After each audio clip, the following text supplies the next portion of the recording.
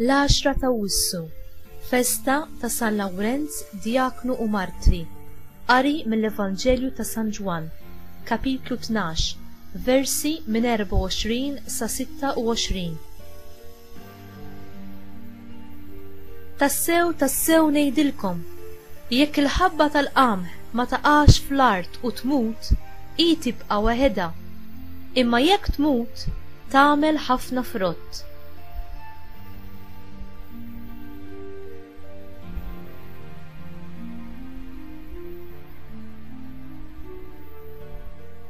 Min iħobb lil ħajtu jitlifa, imma min jobot lil ħajtu f'din id-dinja iħarisha għal ħajja ta' dejjem. Jekk xi ħadd irid jaqdini u għandu jimxi warajja, u fejn inkun jien hemm ukoll ikun il-qaddej tiegħi. Min jaqdi lili il-missier jagħtih ġieħ.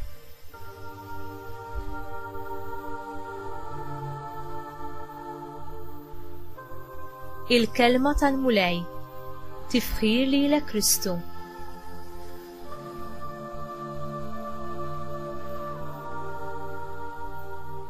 Kif ser nesperjenzaw din il-ħajja ġdida li Ġesu jsemmi fil-Vanġelu tal-lum?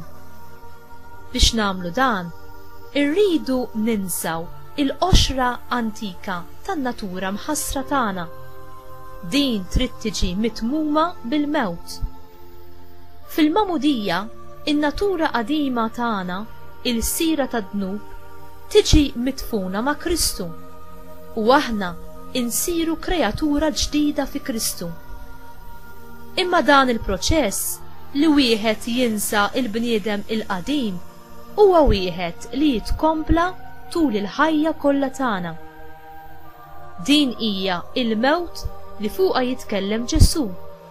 Il-mewt tagħna nfusna għad-dnub, faqda sħiħa mar-rebħa li jagħmel għalina hu bil-mewt u l-qawmin tiegħu. B'hekk biss nistgħu ngħixu il-vera ħajja li tagħti ħafna frott.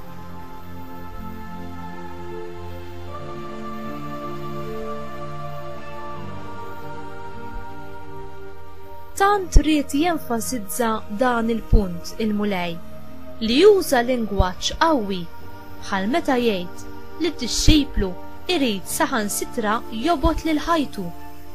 Din l-espressjoni użata, jiġifieri li wieħed jobot, fil-kuntest ta' dak iż-żmien kienet tfisser li wieħed jagħżel il-ħaġa aktar minn ħaġa oħra. Dan ifisser li Ġesu qed jgħid li xejn m'għandu jfixkel il-għażla tagħna li nkunu kompletament ta' Alla u nwettqu r-rieda tal-missier tagħna tas-sema. U inti tħalli xi ħaġa tfixklek milli twettaq dan li jixtieq Ġesu minnek?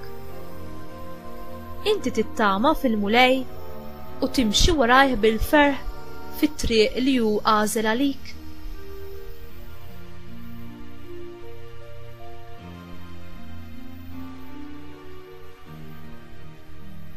Mulej, għatini li nkun il-qamħa miżruha fl-art biex nikber u natik il-frott fi żmienu. Irrid nimxi warajk kull fejn toħodni.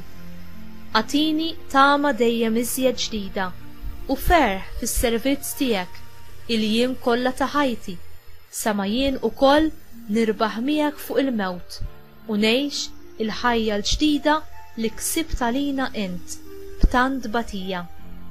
Grazzi ta' dan mulej. Amen.